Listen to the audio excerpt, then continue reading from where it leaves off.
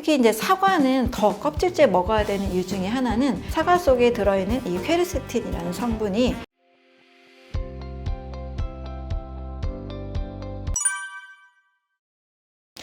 네, 안녕하세요. 너와 나의 은퇴학교 구독자 여러분.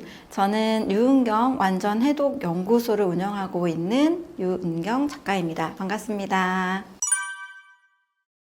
네, 이제 영상을 통해서 이제 많은 분들이 제 영상을 보시고 연락도 많이 주시고 또 상담 요청을 하고 있습니다. 요즘은 또 원래 하던 강의하고 함께 최근에 또 이제 카페를 함께 운영하게 되었는데요. 바른 먹거리를 사랑하는 사람들의 모임이라는 네이버 카페도 함께 운영하고 있습니다. 첫 번째 책이 완전 소화다 보니까 이제 소화 불량을 많이 이제 겪으셨던 분들, 병원에서는 어떤 수치나 모든 것들이 정상인데 여전히 살이 찌고 몸에 불편한 그 증상이 있는 분들이 연락을 많이 주고 계십니다. 그리고 이제 혈당 문제나 이제 살이 쪄서 고민인 분들도 연락을 하고 계시고, 이제 암 초기에 어떻게 음식을 먹어야 되는지, 이제 병원에서는 식단에 대해서 크게 이제 지도를 받지 못한다고 하시면서 이제 식단에 대해서 저에게 문의를 주고 계십니다.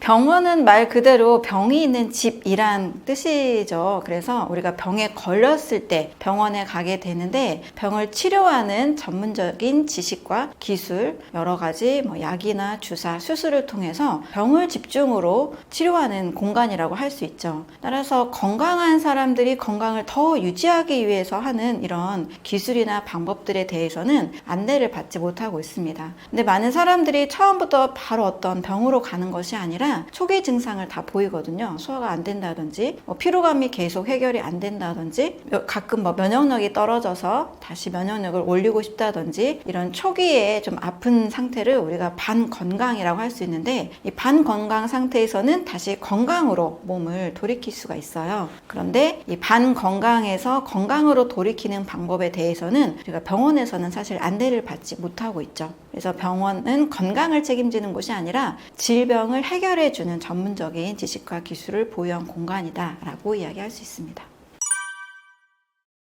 실제로는 한 400에서 150까지, 약 250까지도 떨어진 분도 계셨는데요. 당뇨라는 것은 이제 당뇨 전 단계를 반드시 거쳐서 오게 됩니다. 당뇨 전 단계에서는 이제 혈당 수치가 기본에서 100, 200 이렇게 많이 올라가게 되거든요. 근데 이 당뇨 전 단계에서는 우리가 어떤 음식을 먹었느냐에 따라서 바로 혈당으로 반영이 되기 때문에 충분히 정상 혈당으로 돌이킬 수가 있습니다. 이때 이제 필요한 음식은 혈당 스파이크라고 해서 혈당을 급격하게 올리지 않는 식사를 하시면 됩니다. 한국인들 주식이 이제 쌀밥이다 보니까 흰 쌀밥을 중심으로 대부분 다 식사를 하고 계시죠. 그래서 흰 쌀밥 대신에 현미를 이제 많이 추천을 하기도 하지만, 이제 저의 경우에는 그동안 잘 드시지 않았던 비타민과 미네랄이 결핍이 되어서 인슐린 저항성에 문제가 온 분들이 많이 있습니다. 그리고 식이섬유의 부족으로 인해서 이제 인슐린 저항성이 생기기 때문에 비타민과 미네랄과 식이섬유를 충분히 드실 수 있도록 이제 식단을 짜드립니다. 당뇨가 250 정도 떨어지신 분이 계셨는데요. 그분은 이제 당도가 높지 않은 과일과 또 충분한 야채, 식사를 위주로 하셨고요. 그리고 이제 쌀밥이나 라면이나 면 종류의 음식은 최대한 줄이는 방향으로 식사를 했습니다.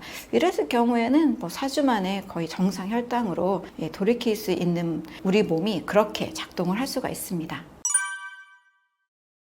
우리 인체는 약 37조 개에서 60조 개의 세포로 이루어져 있습니다. 근데 이 세포가, 제가 실험실에서 이제 세포 배양을 했을 때 세포가 필요로 하는 영양소가 약 50종이 돼요. 우리 여러 가지 필수 아미노산, 비타민, 미네랄, 필수 지방산, 또 당분들 여러 가지 영양소들이 있죠. 이런 것들을 이제 복합적으로 이 세포를 배양할 때는 이 배양액에 충분히 들어 있는데요. 우리가 보통 음식을 섭취할 때는 이렇게까지 정교하게 영양소를 다 챙겼는지 안 챙겼는지 잘 모르고 그냥 배고프니까 식사를 많이 하게 되죠. 그냥 막 식사를 하게 되다 보니까 내 몸에 때로는 안 좋은 음식도 먹게 되고 독소가 쌓이게 됩니다. 그래서 무엇보다도 다이어트를 할 때는 그동안 먹었던 음식, 또 내 몸에 쌓였던 독소 때문에 이 독소를 빼는 것, 즉 해독에 집중하는 것이 제일 좋습니다. 그래서 열흘 동안의 단식, 이 단식은 아무것도 안 먹는 단식이라기보다는 세포가 꼭 필요로 하는 그 영양소를 섭취하는 아주 기본적인 영양소를 섭취하는 단식인데요. 이렇게 하다 보면 그동안 불필요했던 부분들이 해독이 되면서 이 독소가 많이 쌓여 있는 것이 또 지방이거든요. 그래서 지방을 이제 나중에 분석을 해보면 여러 화학 물질들이나 몸속에 불필요한 독소를 지방이 머금고 있는 경우가 많이 있습니다. 그래서 세포에 꼭 필요한 최소한의 영양소 음식을 물이나 여러 이제 효소나 간단한 이제 음식을 통해서 먹게 되고, 그동안 먹었던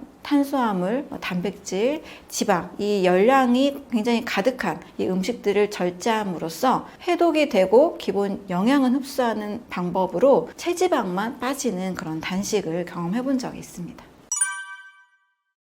네, 제가 이제 지금 열흘 단식을 만약에 추천을 이제 할 수 있는 방법이라면, 열흘 동안에 물과 과일과 채소 이 세 가지만을 중심으로 하시면 됩니다. 아예 아무것도 드시지 않는 것은 굉장히 어려운 일이고요. 이 열흘 동안에는 무엇보다도 계속 해독, 클렌징하는 과정이 필요합니다. 그래서 물을 이제 아침에 드시고, 또 아침에는 또 활동을 해야 되니까 기본적인 에너지가 필요하죠. 이때 저는 지금도 이 습관을 계속 유지하고 있는데요. 과일만 먹습니다. 그래서 과일은 제철과일 위주로 약 500g, 사과 중간 사이즈 정도 한 2개 정도의 분량인데요. 이 과일을 한 접시 드시고, 점심까지 만약에 배가 고프다면 조금 더 드셔도 상관이 없습니다. 그리고 이제 점심과 저녁에는 과일과 야채, 채소 한 가지, 예를 들면 사과나 양배추 또는 사과나 당근, 이렇게 좀 단순한 배합의 과일과 야채를 물과 함께 1대1대1의 비율로 한 500ml 정도를 많이 또 드시면 또 그 안에 있는 성분들이 굉장히 해독력이 좋습니다. 이렇게 점심과 저녁에는 과일과 채소 이렇게 한 가지 정도의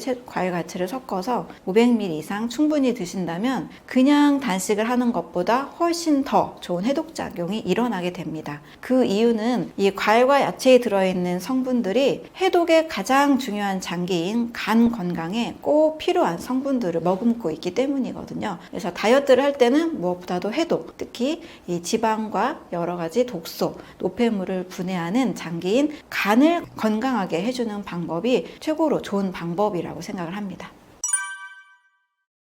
네, 첫 번째로는 엄청난 해독 효과가 있습니다. 그래서 피부가 굉장히 맑아지고요. 또 그 전에 우리 몸에 쌓여있던 여러 숙변들, 아마 이제 몸에 있는 좋지 않은 변들이 다 빠져나가게 될 겁니다. 혹시 변비가 있는 분들이라면 이틀이나 3일 안에 쾌변을 하실 수 있는 효과가 있습니다. 세 번째로는 이제 몸에서 오히려 단식을 하니까 힘이 없겠지라고 생각할 수 있는데요. 과일과 야채에 있는 에너지를 계속 공급받기 때문에 오히려 몸이 더 가벼워지고 굉장히 에너지가 오는 것을 느낄 수 있습니다. 근데 물론 전에 먹었던 밥이나 여러 단백질, 고기 이런 소화가 더디게 묵직한 음식들에 비하면 몸이 굉장히 가벼워지기 때문에 배고프다, 약간 허기진다, 살짝 어지러움이 있다라고 느낄 수는 있습니다. 그것은 영양이 결핍돼서 그런 것이 아니라 먹던 음식이 바뀌기 때문에 그 적응 과정에서 일어나는 변화라고 할 수 있죠. 그래서 열흘 동안 이러한 방식으로 단식을 한 후에 일어난 효과는 피부가 맑아지고 오히려 에너지가 생기고 몸에 있는 독소가 빠져나가고 변 상태가 굉장히 이제 깨끗해지는, 몸이 깨끗해지는 그런 효과가 있고, 또 여기에 이제 같이 면역력도 좋아지는 효과가 있다고 할 수 있습니다.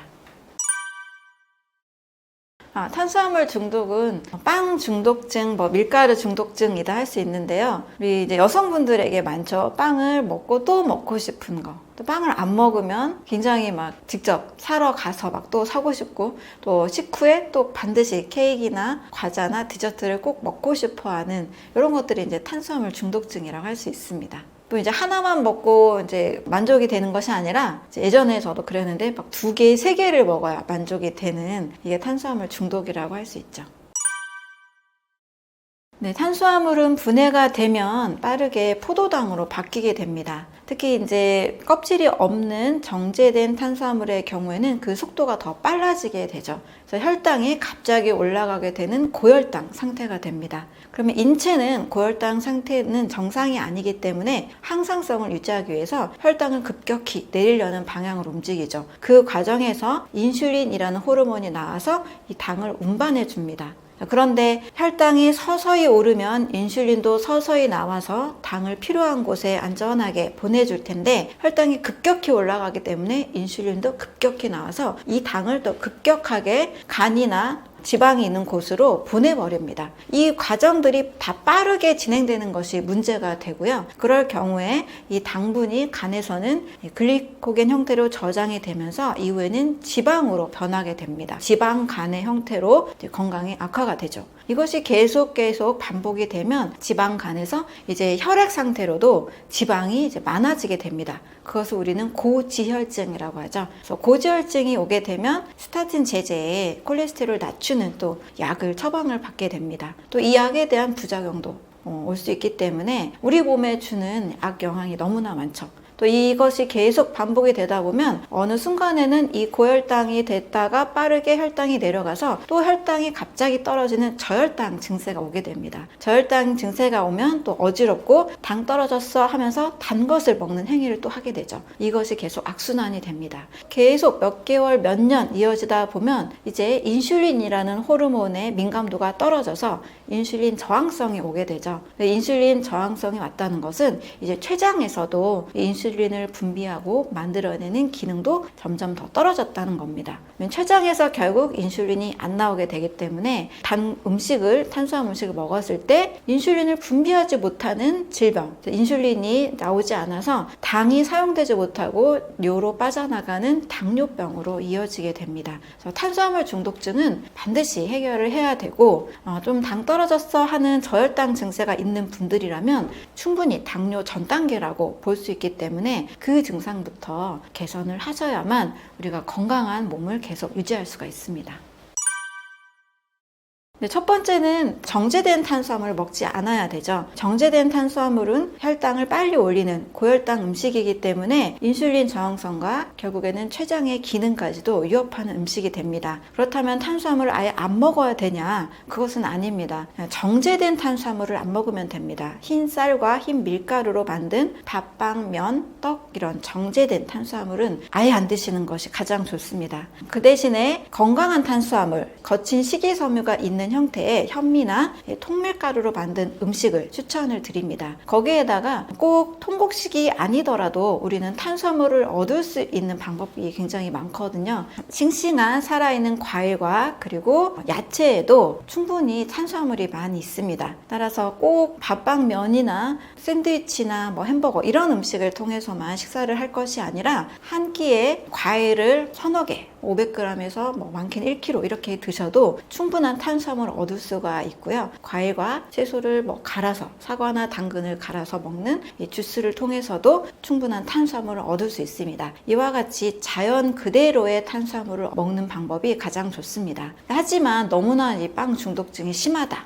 디저트를 너무 좋아한다, 이런 분들에게는 억지로 음식을 끊기 어려운 경우에 할 수 있는 방법이 있습니다. 저도 이런 방법으로 해결을 했고 또 많은 분들이 해결을 받았는데요. 빵을 하나 먹고 싶을 때 빵을 먹어도 된다. 하지만 그 전에 과일을 하나 먹자. 사과, 당근 주스를 마시고 빵을 먹자라는 노력만 하셔도 이후에는 이제 빵이 맛이 없어지거나 빵의 양을 줄일 수 있는, 결국 빵을 끊게 되는 효과로 이어지게 됩니다. 이와 같이 자연에 있는 음식을 통해서 우리는 충분히 탄수화물 중독증을 해결할 수가 있습니다.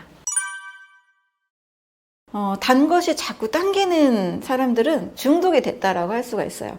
이 단 것도 과일이나 어떤 좀 단맛이 강한 당근 같은 채소를 통해서 이 단맛을 보충하게 되면 우리는 몸에 해로울 만큼 과식하기가 어렵거든요. 과일로 과식해서 체한 경우를 본 적이 있나요? 또 야채로 과식해서 체한 사람을 우리는 별로 만나보지 못했거든요. 물론 너무 신경을 많이 쓰고 큰 스트레스가 있을 때는 무엇을 먹어도, 물만 마셔도 체할 수는 있겠죠. 하지만 이제 달콤한 초콜릿이나 사탕이나 또 빵이나 케이크나 디저트, 또 단 음료, 우리 액상 과당으로 만들어진 가공 음료들 있죠. 이런 것들을 자꾸 먹고 싶다라는 생각이 들고 그것을 또 나도 모르게 사서 계속 마시고 있다. 그러면 단 것에 중독이 된 상태라고 할 수 있습니다.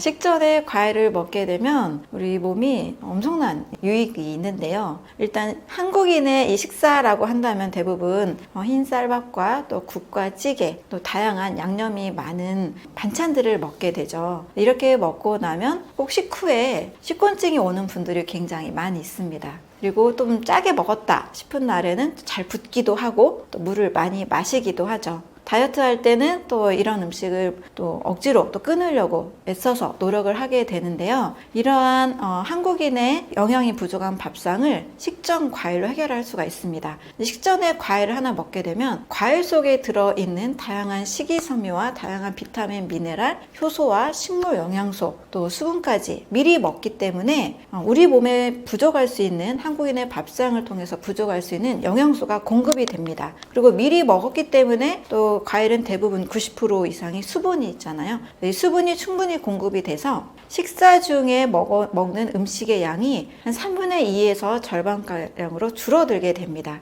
한국인의 밥상이 우리가 익숙해서 한국인의 우리 밥상을 저도 좋아하긴 하지만 사실 맵고 짜고 자극적인 그런 양념이 가득한 음식을 먹기 때문에 그냥 싱싱한 음식만 먹기가 좀 어렵습니다. 그래서 식전에 과일을 통해서 다양한 영양소를 보충할 수 있고 또 식사의 양을 줄일 수 있는 큰 장점이 있습니다. 다이어트를 한다거나 당뇨, 고혈압으로 건강의 문제를 개선하고 싶은 분들에게는 굉장히 추천하고 싶은 방법입니다. 이 효소는 움직이는 속도가 펜토초라는 단위로 노벨 화학상을 받은 분야인데요. 이 펜토초는 10의 15승분의 1, 약 1000조분의 1초의 속도로 움직입니다. 빛이 그 식물이 광합성을 하는 속도가 350초예요. 느낌이 잘 안 오시죠? 지금 우리가 눈을 깜빡이고 있는 것도 굉장히 빠른 시간인데 이게 10분의 1초, 총알이 지나가는 속도가 100만 분의 1초. 이 펜토초 단위를 우리가 측정하는 건 굉장히 어려운 일인 거죠. 근데 이와 같은 속도로 우리 몸에서 생명 반응이 일어나고 있다는 겁니다. 쉽게 설명을 드리면 우리가 밥을 열심히 지어놓고 도마 위에서 열심히 칼질을 한다고 해서 이 탄수화물이 포도당으로 바뀌지 않잖아요. 그런데 침에 있는 아밀라제라는 효소에 의해서 우리가 씹어서 삼키면 우리 몸은 150 펜토초의 속도로 탄수화물을 포도당으로 쪼개줍니다. 우리가 가히 상상할 수 없는 속도로 이렇게 몸에서 이 효소 반응이 일어나고 있는데요. 이런 일이 제대로 안 일어난다라는 상태가 바로 질병의 상태라고 할 수 있습니다. 그래서 효소 반응이 잘 일어나야만 건강한 몸,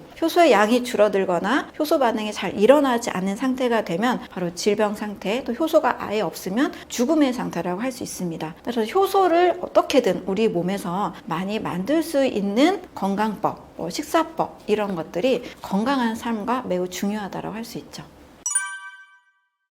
네, 거스는 독일의 의사인 막스 거슨의 이름에서 유래한 식사법인데요. 독일의 의사인 이 막스 거슨은 무려 약 100년 전에 활동을 했던 의사입니다. 네, 당시에도 여러 불치병이 있었어요. 먼저 이 거슨이 자신이 편두통에 시달려서 의사인데도 불구하고 늘 이제 고통을 받고 있었던 거죠. 그래서 이제 연구 방법을 찾다 보니까 평상시 늘 주식으로 먹었던 염장육, 우리 햄이나 소시지 이런 거 있죠. 과한 나트륨을 섭취하게 되는 것과 또 여러 가공식품, 빵 종류의 음식 이런 식사법이 문제이지 않을까라는 것에서 시작을 하게 됩니다. 그래서 과한 나트륨을 섭취하게 되다 보니까 이 세포 상태에 나트륨이 너무 많아져서 원활한 세포 대사가 이루어지지 않고 몸은 독소가 쌓이는 몸이 돼버린 거죠. 그래서 거슨이 개발을 했는데요. 이 나트륨을 빼내면서 몸의 신진대사를 원활하게 하는 방법, 그 방법으로 사과나 당근, 케일이나 샐러리 이런 야채들을 통해서 몸에는 독소, 해독을 다 해줍니다. 뿐만 아니라 이건 해독과 동시에 영양소도 같이 공급이 되죠. 그래서 인체에 가장 중요한 생명의 축이라고 할 수 있는 간 건강에 도움이 되는 이 음식들, 과일과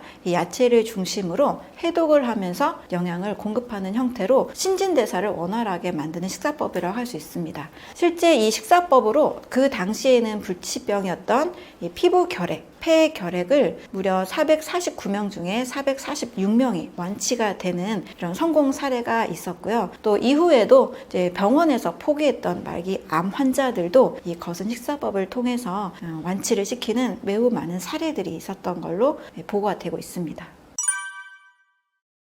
네, 장은 우리 몸에서 제2의 뇌라고 할 정도로 굉장히 중요한 장기라고 할 수 있습니다. 음식을 섭취하면 입으로 들어가서 이제 항문으로 배출을 하게 되죠. 거기서 우리가 위장이라고도 하는데요. 특히 장이라고 한다면 소장과 대장 약 6에서 7m 정도의 이 길이를 보유하고 있습니다. 네, 이 장에서도 우리는 배출의 기능, 뭔가 하수구 같은 느낌을 먼저 받는데요. 물론 너무 중요합니다. 하지만 더 중요한 이유가 있습니다. 그것은 바로 소장에 있는 파이어판이라는 면역세포들이 굉장히 많이 집중되어 있는 곳 때문입니다. 여기에 인체에 약 70%, 많게는 80%의 면역세포가 이 소장 점막에 밀집해 있습니다. 사실 우리가 음식을 먹었을 때 늘 신선하고 늘 오염이 전혀 안 된 음식만 먹는 건 아니잖아요. 때로는 오염된 음식도 먹고 여러 화학 첨가물이 드러낸 가공된 그런 음식도 먹게 되는데 먹었다고 바로 탈이 나지 않죠. 물론 심각한 음식을 먹었을 땐 탈이 나서 몸에서 배출을 하기도 합니다. 하지만 웬만한 음식들은 우리가 여러 세균, 바이러스, 곰팡이, 심지어 여러 첨가물까지도 우리 몸이 견딜 수 있는 이유는 바로 이 소장 점막에서 굉장히 많은 유해 물질들을 처리하는 이런 면역 기능이 있기 때문입니다. 이것이 잘 이루어지지 않았을 때는 장누수 증후군이라고 해서 이물질들이 장 밖으로 흘러가게 되죠. 그래서 다양한 염증을 일으키고 이게 심할 경우에는 갑작스럽게 이 독소가 많아졌을 때는 폐혈증이라고 해서 단시간에 사망을 하기도 합니다. 그래서 음식을 먹고 있는 행위를 우리는 늘 해야 되기 때문에 이 생명 유지를 위해서 음식을 먹고 있는 행위를 하는 동안에는 장의 기능이 망가진다라면 굉장히 우리는 고통스러운 삶의 질이 떨어진 삶을 살 수밖에 없는 거죠. 그래서 장은 엄청난 면역 기능 그리고 배출의 기능 때문에 굉장히 중요한 장기라고 할 수 있습니다. 뿐만 아니라 이제 요즘은 제2의 뇌라고 하는 이유는 치매나 알츠하이머, 파킨슨 이런 뇌 쪽 질환과 장 건강에 관련이 있다라고 굉장히 많은 연구 결과가 보고되고 있습니다. 그래서 그냥 단순히 이 두 번째 뇌라는 것이 아니라 장뇌축이라고 해서 장의 상태가 이 뇌의 상태를 결정할 수 있고 뇌의 건강 상태에 지대한 영향을 미치기 때문에 장 건강을 굉장히 중요한 관심사로 보고 있습니다. 또 이 장 안에는 인체 세포의 거의 10배가 넘는 수인 장내 미생물이 굉장히 많이 살고 있죠.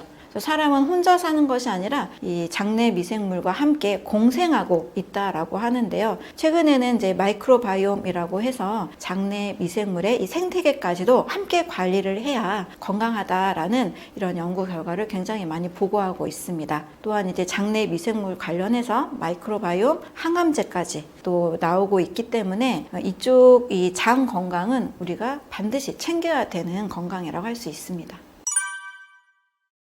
장에는 이제 크게 좋은 균, 유익균과 그리고 나쁜 균, 유해균이 있고 또 기회를 엿보아서 이 바뀌는 기회균이라는 게 있는데요. 장 건강을 위해서 반드시 유익균이 늘어나는 환경을 만드는 것은 너무 중요합니다. 그래서 유산균을 먹는 것은 도움이 될 수 있죠. 하지만 이제 유산균을 유제품 형태로 먹는 것은 저는 도움이 되지 않는다고 생각을 합니다. 왜냐하면 우유 자체가 몸속에 여러 독소들을 유발하는 성분을 갖고 있기 때문에 우유를 발효시켜서 만든 유산균을 먹는 것보다 유산균과 유산균이 서식할 수 있는 유산균의 먹이인 프리바이오틱스 형태로 섭취하는 것이 도움이 됩니다. 하지만 사람이 늘 유산균을 의지해서 살 필요는 없고요. 우리가 수술을 했다거나 대장 내시경을 위해서 장을 세척했을 때는 장 상태가 이제 균이 없어진 상태가 되기 때문에 좋은 균을 늘리는 환경, 또 때로는 너무 나쁜 음식을 먹어서 장내 환경을 한번 리모델링 해야 되겠다라는 생각이 들 때는 유산균을 먹어서 좋은 균을 일단 서식할 수 있게 만들어 놓고 유산균의 먹이가 되는 음식들을 계속 꾸준히 먹는 것이 더 중요하다고 할 수 있습니다. 그래서 일시적으로는 유산균도 필요할 수 있고요. 내 몸의 상태에 따라서 유산균의 먹이가 되는 음식을 같이 먹는 것이 좋습니다.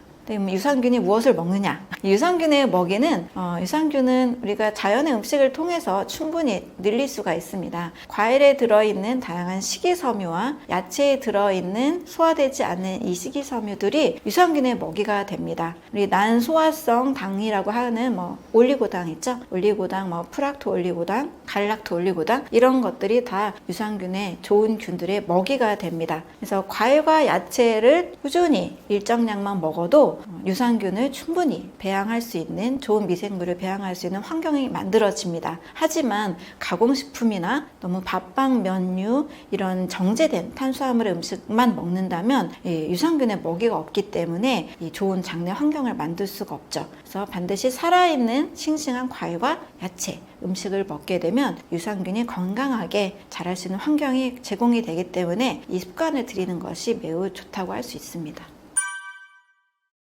독소가 되는 음식과 또 독소를 만드는 식사법을 5가지 정도로 정리를 해드릴게요. 첫 번째는 우리가 완전식품으로 알고 있는 우유도 독소 음식이 될 수 있습니다. 이 우유에 들어있는 카제인이라는 단백질은 몸에서 소화가 되지 않아요. 위산에 의해서 응고가 되기 때문에 소화되지 않은 채로 어려운 음식이 돼서 소화가 안 되는 그 상태는 저는 모두 다 독소가 된다라고 말씀을 드립니다. 소화되지 않으면 그냥 소화가 안 됐다 이런 느낌이 아니라 소화가 되지 않은 그 상태는 발효가 되고 부패가 되고 산패가 됩니다. 소화되지 않은 것은 변질된 음식이라고 할 수 있죠. 따라서 소화되지 않은 우유의 단백질이 독소가 될 수 있고, 또 우유에 들어있는 락토글로불이라는 성분도 알레르기를 일으킬 수 있기 때문에 독소가 되기도 합니다.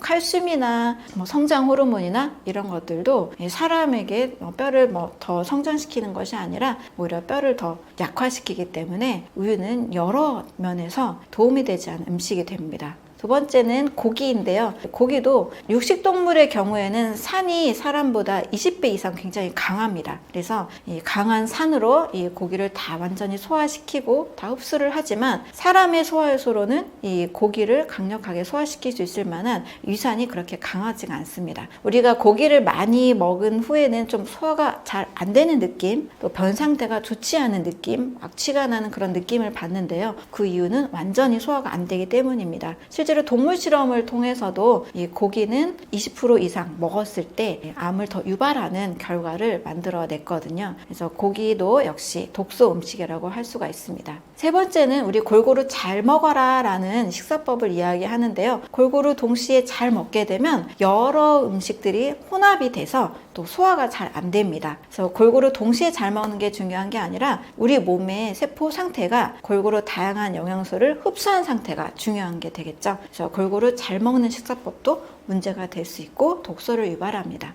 네 번째는 가공식품입니다. 이 가공식품은 우리가 생각하는 것보다 첨가물이 굉장히 많이 들어가 있고, 이 첨가물과 첨가물의 칵테일 효과, 어떠한 몸의 부작용을 일으킬지는 사람마다 다 다를 수 있습니다. 왜냐하면 사람마다 몸의 상태나 장내 미생물의 환경, 면역 상태, 스트레스 상태 이런 게 모두 다 다르기 때문에 이 첨가물은 일단 기준 섭취량을 초과하지 않는다라는 안전 문구가 있지만 안전 섭취량은 저는 없다고 생각을 합니다. 물론 그 아주 소량이 들어가서 그 한 가지는 안전할 수 있겠죠. 하지만 몸의 상태나 우리가 샌드위치, 편의점에서 샌드위치 하나만 먹어도 40에서 60가지의 첨가물이 들어가 있기 때문에 나도 모르게 그냥 가공식품을 늘 먹는 식습관을 가졌다라면 반드시 몸에 알레르기나 여러 면역질환이나 장기적으로 몸에 염증을 유발할 수 있는 몸이 될 수가 있습니다. 다섯 번째는 국과 찌개를 우리 한국인들은 굉장히 혼합해서 먹는 문화가 있잖아요. 국과 찌개를 밥을 말아 드셔서 후루룩 먹게 되는데, 이렇게 먹게 되면 탄수화물이 완전히 또 소화가 되지 않죠. 소화가 되지 않는 상태의 몸에서는 이제 위장이 굉장히 소화하기 희석이 돼서 위장 점막이 장기적으로는 손상이 되고 또 염증이 올 수 있는 형태가 됩니다. 그래서 한국인들이 위장, 소화기 질환이 굉장히 많은 이유는 맵고 짠 음식도 있겠지만 국과 찌개 문화라고 할 수 있습니다. 그래서 완전 소화가 되지 않는 음식들 그리고 식사법은 문제가 될 수 있습니다. 독소 음식, 우유나 고기, 가공식품, 그리고 골고루 동시에 잘 먹는 것, 또 국과 찌개를 같이 먹는 식습관, 이런 것들은 우리 몸에 또 독소를 유발할 수 있는 방법이라고 할 수 있습니다. 독소 음식을 우리가 늘 먹을 수가 있습니다. 아무리 줄이려고 해도 우리가 완벽한 환경에서 살고 있는 것이 아니기 때문에 독소 음식을 먹을 수 있습니다. 이 독소 음식을 먹었을 때는 이렇게 대처하면 좋습니다. 먼저 첫 번째로 조금 더 신경을 쓸 수 있는 환경이다 하면 식전에 과일 하나를 드시는 겁니다. 식전에 드시는 과일을 통해서 좋은 영양소를 흡수해서 몸이 해독을 할 수 있는 여러 에너지, 영양분을 공급을 할 수 있죠. 그리고 식사량을 줄일 수 있는 장점이 있습니다. 그리고 두 번째로는 과일은 반드시 식전에만 드셔야 되지만 채소는 식사 중이나 식사 후에 드셔도 괜찮습니다. 만약에 독소 음식을 드셨다라면 야채, 채소를 좀 많이 드시면 여러 해독에 좋은 성분들이 들어갈 수 있습니다. 그래서 케일이나 양배추 이런 푸른색 채소, 야채에 갈아서 드신다거나 녹즙을 드시면 이 야채, 채소에 들어있는 칼륨이나 다양한 영양 성분들이 해독에 도움이 됩니다. 단 과일은 식전에만 드시는 것이 좋기 때문에 과일은 식후에 드시지 않는 것이 좋습니다. 네, 식후에 과일을 드시게 되면 식사 중에 드셨던 많은 음식들과 과일의 성분이 섞이게 되면서 발효를 일으킵니다. 우리 식사할 때 밥도 드시고 김치도 드시고 나물도 드시고 고기류, 생선류 여러 음식을 드시잖아요. 그럼 이미 우리 위 속에는 다양한 음식들이 복합적으로 있습니다. 이거를 열심히 이제 소화를 하고 있는 중에 또 과일을 드시게 되면 과일에 들어있는 당분이 또 섞이게 되고 과일에 들어있는 식이섬유가 또 섞이게 됩니다. 특히 이제 과일에 있는 당분과 이미 들어있던 위 속에 있는 나물이나 김치의 식이섬유가 만나게 되면 소화가 되는 것이 아니라 발효가 일어납니다. 우리가 밖에서 만들어진 발효 음식을 먹는 것은 도움이 되는데요. 내 몸속에서 발효가 일어나는 것은 좋은 것이 아닙니다. 가스가 차고 소화가 안 되고 있다는 뜻입니다. 따라서 식후에 먹는 과일은 발효를 일으키므로 이 가스나 이런 것들이 내 몸에서는 또 알코올로 변하는 느낌으로 인식을 하기 때문에 간 수치가 올라가기도 합니다. 그래서 때로는 나는 술을 전혀 안 먹는데도 간 수치가 높아요 하시는 분들의 식습관을 여쭤보면 식후에 꼬박꼬박 과일을 드시는 분들이 계시더라고요. 그래서 식후에 과일은 소화를 방해하므로 발효를 일으키므로 좋지 않다라고 할 수 있습니다. 이 과일에 들어있는 성분들이 지방을 분해하는 이 성분을 굉장히 많이 가지고 있습니다. 직접적으로 지방을 녹여주는 것은 아닙니다. 우리가 지방을 대사한다는 것은, 지방을 분해한다는 것은 간이 하는 일입니다. 간에서는 리파제라는 이 소화 효소의 원료가 되는 성분들을 만들기도 하고 또 이 췌장이 리파제를 만들 때 그것들을 도와주는 역할을 하기도 하는데요. 바로 이 간이 지방을 대사하고 분해하는 일을 하기 때문에 과일을 먹었을 때 간 건강에 도움이 되기 때문입니다. 어떻게 이 과일이 간 건강에 도움이 될까를 좀 설명을 드리면 간은 2단계 해독 과정을 거칩니다. 1단계에서는 먼저 우리가 빨래도 애벌 빨래를 한 다음에 봄 빨래를 하듯이 먼저 독소를 불리는 1단계 그리고 독소를 내보내는 2단계를 거칩니다. 근데 이 독소를 불려내는 이 단계에서 바로 비타민 A나 C나 라이코펜, 여러 베타카로틴 이런 항산화 이 성분들이 이 독소가 몸에서 간에서 배출될 수 있도록 불리는 역할을 하는데요. 바로 과일에 들어있는 성분들이 간 해독의 1단계를 도와주는 거죠. 따라서 내장 비만이 많은 몸일수록 몸에 축적된 지방이 많죠. 그래서 간 기능이 탁월하게 올라가야만 이 지방들을 분해해 줍니다. 그래서 간의 해독의 1단계에 도움이 되는 이 다양한 성분들이 과일에 들어있기 때문에 바로 과일을 많이 먹으면 먹을수록 이 간 해독이 좋아지고 또 지방 대사가 잘 되는 그런 여러 장점들이 있습니다.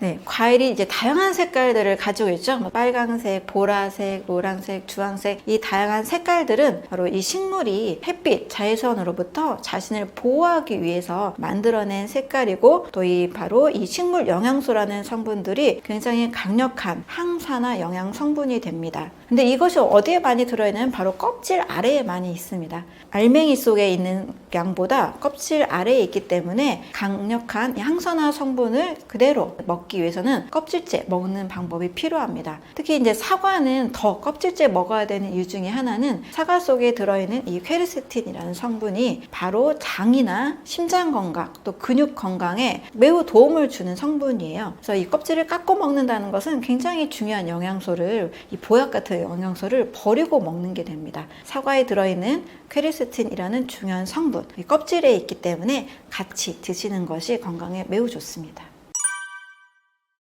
그리고 배부르게 먹으면 다이어트 시에는 거의 뭐 최악의 습관이라고 할 수 있는데요. 배부리 먹어도 살찌지 않는다. 아주 중요한 음식이 있습니다. 우리가 물을 먹었다고 해서 그게 바로 살로 가는 게 아니듯이 물, 수분이 아주 많은 음식을 먹으면 살찌지 않고 또 살아있는 음식, 효소가 많이 들어있는 음식을 먹으면 아주 포만감이 크면서 또 살이 찌지 않습니다. 바로 이 두 가지 특징을 가지고 있는 것이 과일입니다. 아무리 많이 먹어도 정말 체하거나 과식으로 쓰러질 만큼 먹기가 어렵거든요. 네, 분명히 포만감을 느끼는데 계속 먹어도 더 먹고 싶은 그런 음식들 있죠. 가열된 음식이나 가공된 음식이나 여러 양념이 들어있는 음식들은 막 먹어도 계속 배가 차오르지 않아서 계속 더 먹게 되는 음식들이 있는데요. 이와 반대로 과일과 같이 살아있는 음식, 또 수분이 많은 음식, 특히 살아있다는 것은 효소가 풍부한 음식입니다.